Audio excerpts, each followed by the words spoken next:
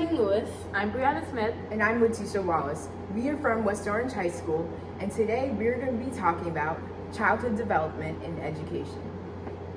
Our event category is senior. What exactly is autism spectrum disorder, also known as ASD? Well, the CDC defines autism as a developmental disability because there are abnormalities within one's brain. Autism can usually be diagnosed from when you're a toddler or even can be diagnosed when you're an adult.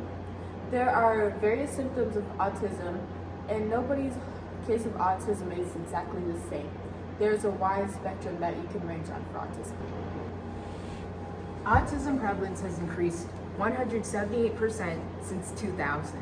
Why exactly is that though? You see, the diagnosis of autism has increased because researchers have been becoming better at identifying it and diagnosing it. Specifically in women, autism diagnosis has increased because of the same thing. They've become better at identifying it in women because it was harder before without knowing exactly what symptoms are in women. How does autism affect the individual? So, as you can see here in this picture, there are a lot of ways that autism affects somebody. Some of the ways are executive function, information processing, verbal and nonverbal communication, social awareness, sensory processing, repetitive behavior, motor skills, preservative thinking. And basically what this means is that they have trouble functioning as a neurotypical would. Autism can affect an individual's social skills with others and their individual behavior. Here are some different things that kids with autism may have trouble picking up on. Stuff like facial expressions. A person that is smiling, frowning, laughing, or even crying shows that they are happy, sad, or in some sort of mood. Body language. Body language like this woman shrugging her shoulders, or even someone crossing their arms, may show that they're upset or they don't know something. Tone of voice. A person's tone of voice, like it can show their anger, their annoyance, or just that they're happy or upset, depending on how cheerful or bitter their voice may sound.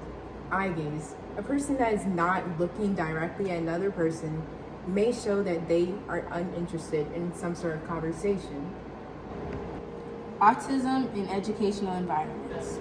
People with autism can either be high functioning or low functioning. High functioning meaning that they behave in a similar way to those who are neurotypicals, which means they were born with no mental disabilities.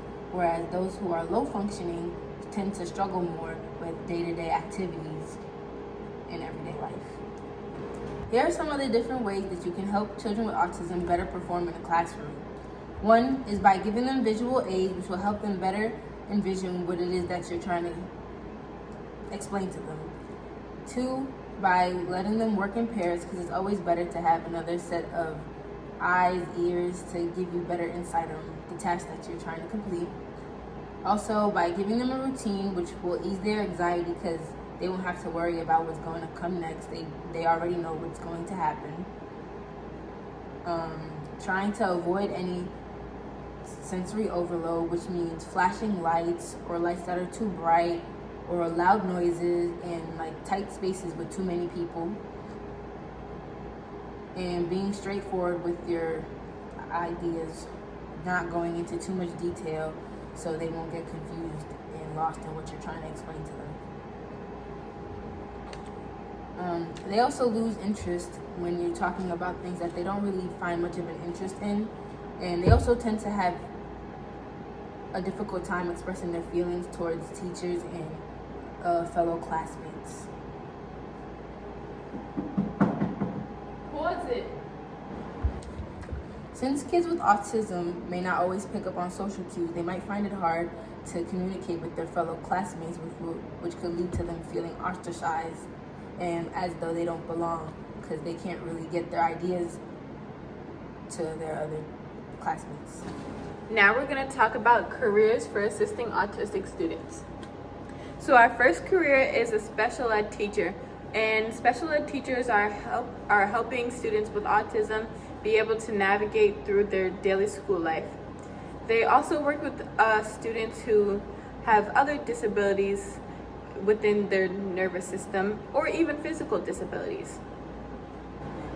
The teachers that are assisting the special ed students have to make sure that they're in a comfortable environment so that they are not able to have any sensory overloads.